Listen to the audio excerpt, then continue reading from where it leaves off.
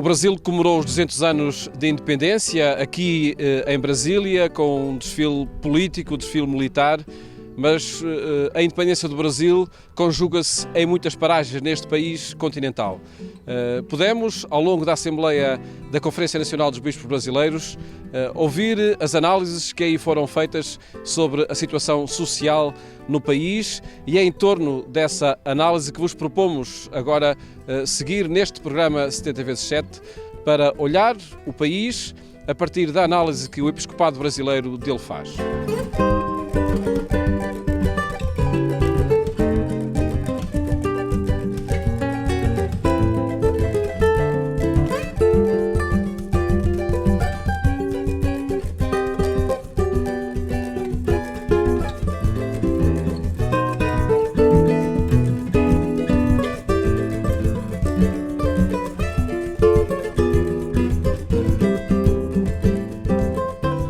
Cidades capitais densamente povoadas, favelas, paisagens que atraem muitos turistas, referências constantes à presença portuguesa, florestas e águas que fazem do país caso único. O Brasil, um país continental com muitos biomas, com ecossistemas diferentes nas suas várias regiões.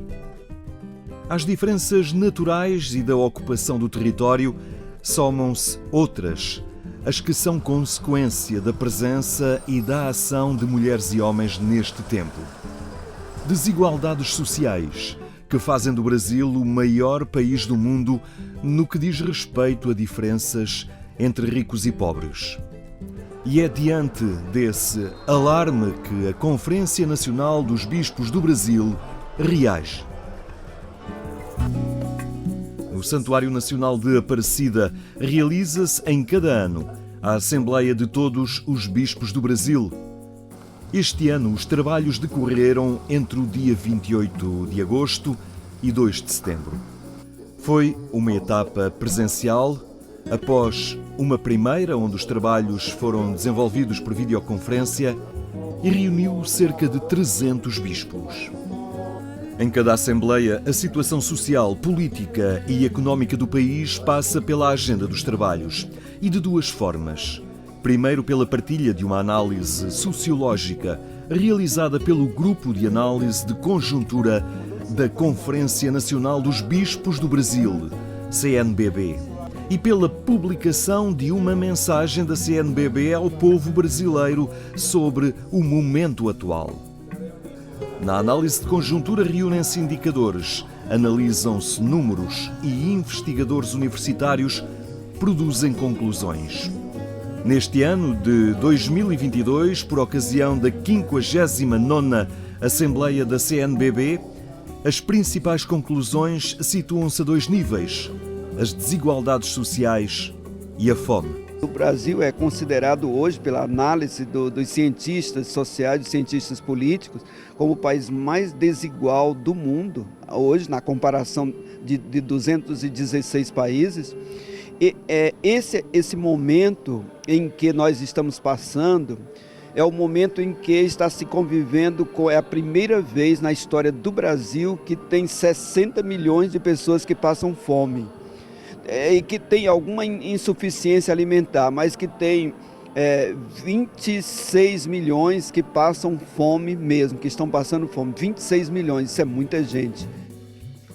Uma análise que foi comunicada também na mensagem do Episcopado ao povo brasileiro, onde se afirma que a fome é o aspecto mais criminoso deste tempo, por ser um direito inalienável. Junta-se a violência, o desemprego e a falta de acesso à educação de qualidade para todos.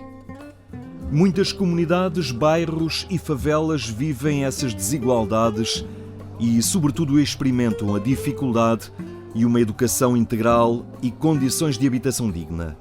É o caso da paróquia de Nossa Senhora dos Alagados e São João Paulo II na Arquidiocese de São Salvador da Bahia. Toda a nossa paróquia é composta de gente do território muito próprio da comunidade, povo simples, pescador, povo que vive das vendas dos seus lares, das coisas que fazem nas suas casas, de uma coisa muito simples, mas que também do dia a dia, que ajuda a crescer mais ainda o povo de fé e a comunidade cristã. E inspira esse crescimento a Irmã Dulce dos Pobres, a primeira santa brasileira a ser canonizada, e São João Paulo II. Uma paróquia de periferia, uma paróquia muito simples, mas que esse é o lugar e um território santo que passaram 3 homens e mulheres de Deus que levaram a boa notícia e a alegria para essa comunidade. São João Paulo II, Madre Teresa de Calcutá e Santa Dulce dos Pobres. As nossas participações, os nossos grupos de jovens, as nossas pastorais e, acima de tudo, a evangelização, né? Que chegamos, assim como exemplo de Santa Dulce dos Pobres, que andava pelas palafitas, pela periferia, pela favela. Então lá também era o lugar onde nós também somos chamados a ir, aos mais pobres, aos mais simples, nas periferias, nos lugares existenciais onde precisa de Deus. Nós, como nossa paróquia, temos um caminho evangelizador muito bonito e também muito profundo.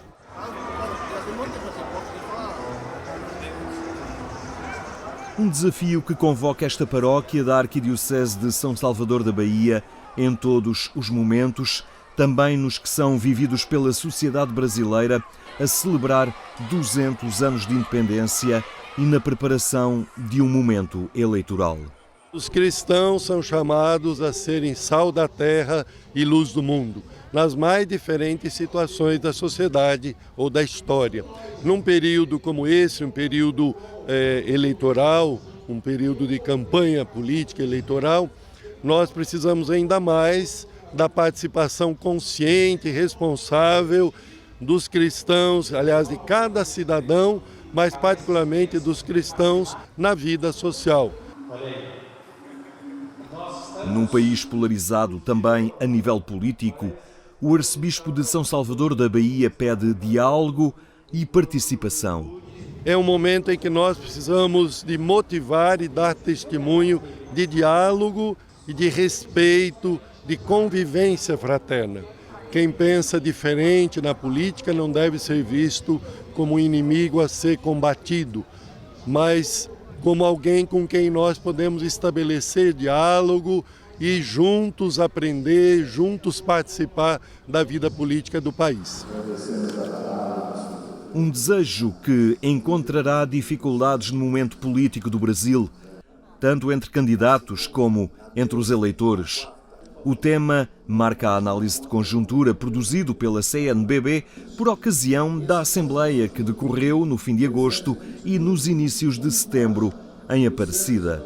75% já dos brasileiros, segundo as pesquisas de 4 dos grandes institutos de pesquisa no Brasil, se diz que 75% dos brasileiros já escolheram em quem votar.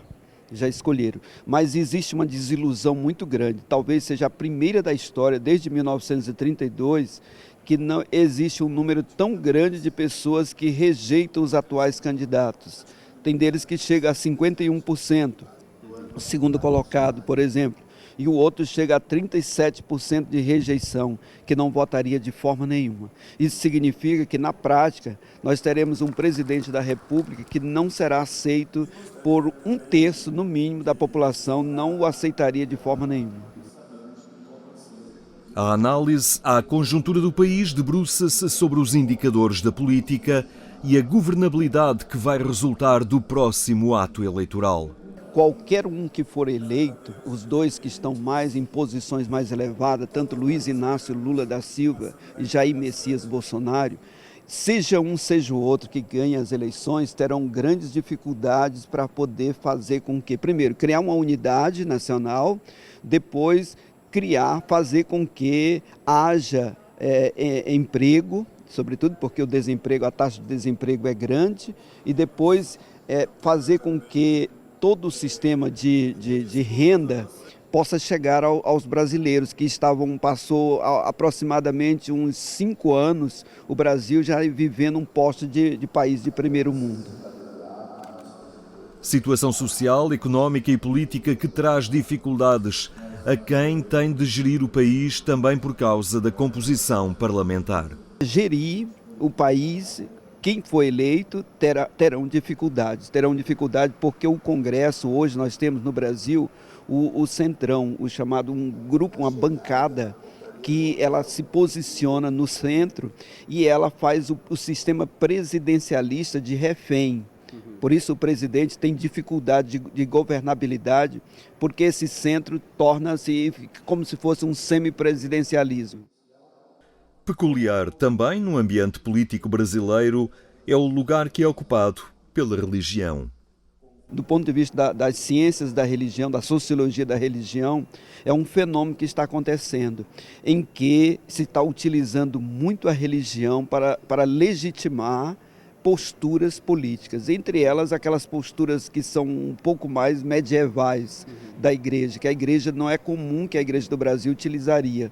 O Deus era sempre um Deus afável, amável, mas agora ele passou a ser um Deus que é cruel. Um Deus mais que você tem que amá-lo de certa forma.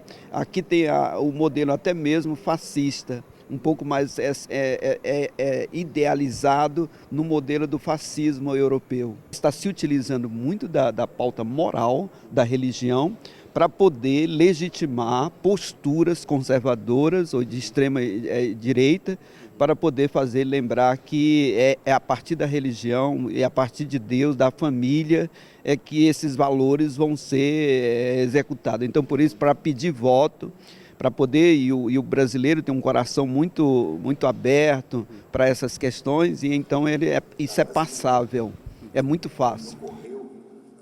E é real o envolvimento da religião na política, nomeadamente pela presença de lideranças religiosas de várias confissões. Porque a religião ganhou status de credibilidade, então quer se utilizar para poder queimá-la.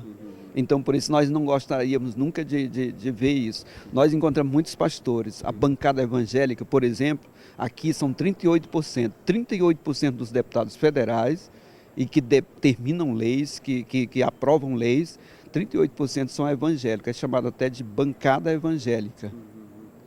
Só para ver como é que a política se envolveu tanto com religião agora, sobretudo pelo viés protestante, pelo viés evangélico. Nós, na opinião da Igreja Católica hoje, aqui nós dizemos que nós não queremos de forma nenhuma que o poder religioso esteja andando com o poder político. Não, nós podemos ter diplomacia, nós nos relacionamos com o poder civil, mas nós não queremos estar dentro.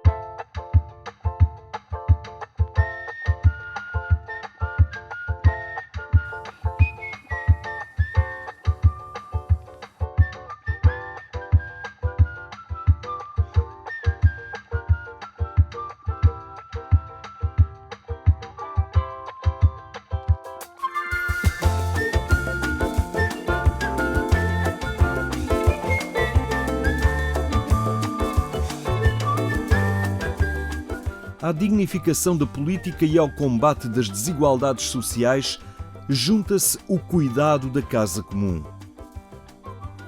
Uma causa a diferentes ritmos no Brasil, seja na responsabilidade de cada cidadão, como sobretudo na ética empresarial e política que o tema tem de merecer. Desde logo, por causa da Amazónia, uma região que é preciso salvar. O que é preciso fazer para continuar a salvar a Amazónia? É colocar em prática os 4 sonhos de Papa Francisco. Os 4 sonhos que são uma hermenêutica da totalidade. Não deixar nada de lado quando olhamos onde estamos, como queremos ser igreja, como queremos ser presença do reino de Deus. Tudo precisa ser transformado, resgatado, salvo.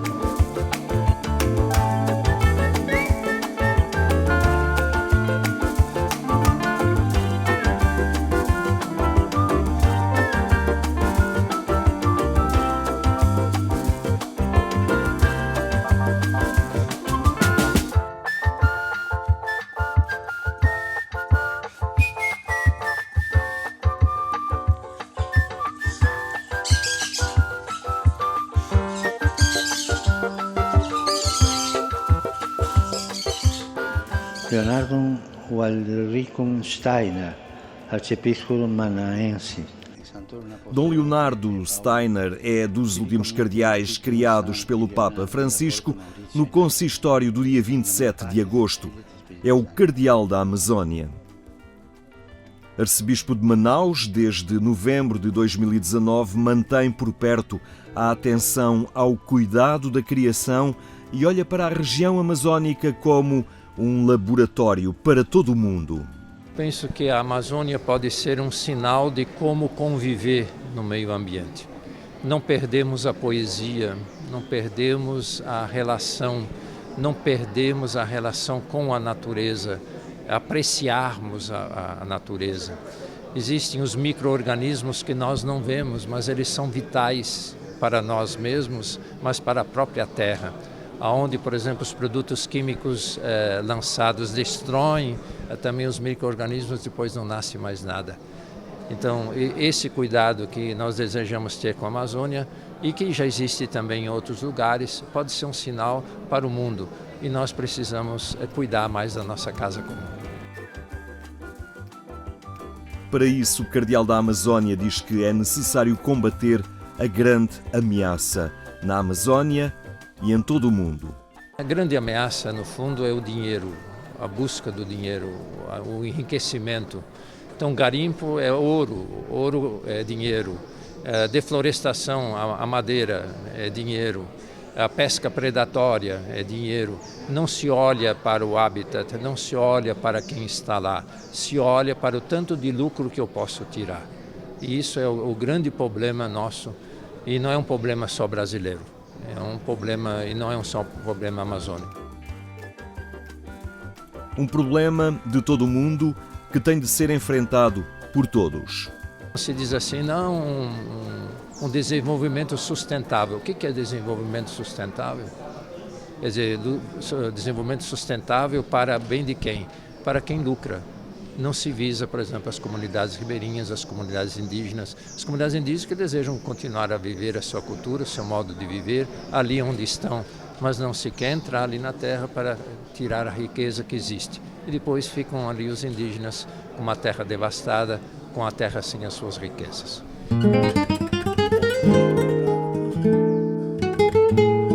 Na análise do episcopado brasileiro à situação atual, este é um tema principal e também o que motiva uma afirmação aparentemente enigmática. O Brasil continua um país colonizado, mas os colonizadores estão no seu interior. Como igreja, nós estamos chegando ao entendimento que não existe, nós não somos um povo independente. Isso é um olhar crítico. Independência de quem e de quê?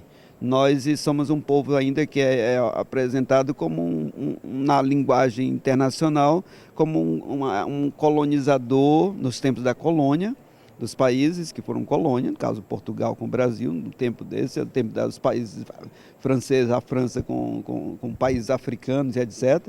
Nós ainda continuamos, agora nós somos um colonizador colonizado. Os colonizadores já moram aqui. O coordenador do grupo de análise de conjuntura aponta casos concretos de colonizadores dentro do Brasil. É dentro da Amazônia, é dentro do sul do país, pelas as grandes empresas que estão em São Paulo, Rio de Janeiro e Minas Gerais, e na Amazônia, os que estão lá, mas são que já estão dentro do país, não são gente de fora, não é dependência de um país que está colonizando ele de fora, não. É dentro do país mesmo. Uma situação que estende sombras sobre a liberdade do país, sobre a festa pelos 200 anos de independência. A elite ainda continua colonizando, então não existe independência. A independência houve como papel, de maneira formal, mas foi proforme. E essa independência não existe, ela é, por isso que os movimentos, gritos, por isso que no dia 7 de setembro, a Igreja Católica tem movimentos que criou há 28 anos, chamado Grito dos Excluídos, é o chamado Grito dos Excluídos, porque grande parte dos pobres que fazem parte da Igreja, eles se sentem excluídos e eles não se sentem independentes. Nós celebramos os 200 anos da independência com desafios muito grandes na vida social. O desafio da pobreza, da violência, do desemprego, dentre tantos outros. Nós necessitamos superar esses desafios para que, de fato, nosso povo, nosso país seja sempre mais livre, tenha sua liberdade consolidada sempre mais. Para isso é tão importante não só a participação pessoal, mas também a participação das comunidades, a participação do nosso povo em comunidade. Isso é o exercício da cidadania vivido pessoalmente, mas também juntos em comunidade. Convicções transversais dos bispos do Brasil, presentes em quase 3 centenas de dioceses, expressas também na mensagem com que o presidente da Conferência Nacional dos Bispos do Brasil assinalou os 200 anos da independência.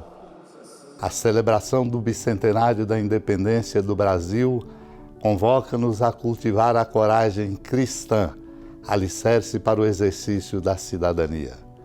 Coragem essencial para darmos passos novos na consolidação de uma independência sonhada há 200 anos, mas que para se efetivar exige a dedicação de cada pessoa. A partir de Brasília, nos vários ministérios, nas decisões que partem da Praça dos Três Poderes, a Igreja Católica no Brasil olha para a independência como um processo e aponta caminhos que o devem definir. A conquista da independência do Brasil é, pois, um processo, com avanços e retrocessos. Não há plena independência quando as riquezas brasileiras estão escoando do país. Uma nação verdadeiramente independente e democraticamente soberana, não se curvando às leis do poder econômico, de um mercado que é indiferente em relação às desigualdades sociais. Neste sentido, reafirmar a independência do Brasil significa também não tolerar ataques à democracia e às suas instituições, que possibilitam a participação dos brasileiros na definição dos rumos do país. Na mensagem no Dia da Independência, o presidente da CNBB retoma também o tema da fome, das injustiças sociais e do cuidado da casa comum, colocando-as entre os obstáculos à conquista da independência. E o Brasil precisa urgentemente trilhar novos caminhos para superar graves problemas que estão na contramão de sua independência. Indicadores mostram que a fome avançou mais rapidamente no Brasil nos últimos 2 anos. Fica a pergunta: existe independência em um país com mais de 30 milhões de pessoas aprisionadas na fome? Há de ser considerada ainda a grave devastação ambiental que consome as nossas florestas, polui oceanos e rios, leva embora as nossas serras em nome da ganância, do enriquecimento de poucos, impondo sacrifícios à grande parte da nação.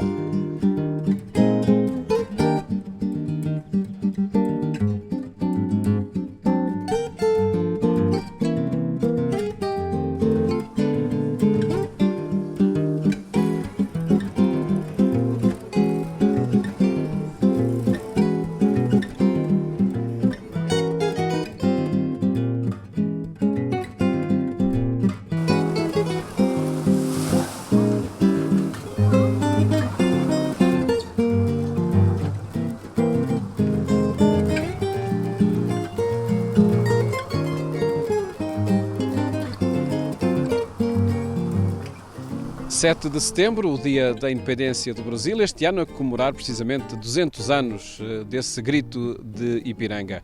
As comemorações principais decorreram aqui na cidade de Brasília, mas neste programa 100 vezes 7 quisemos partilhar análises que chegam de muitos quadrantes da sociedade, também da Igreja Católica, nomeadamente do Episcopado Brasileiro. Paulo Rocha, o programa 70 vezes 7 na cidade de Brasília.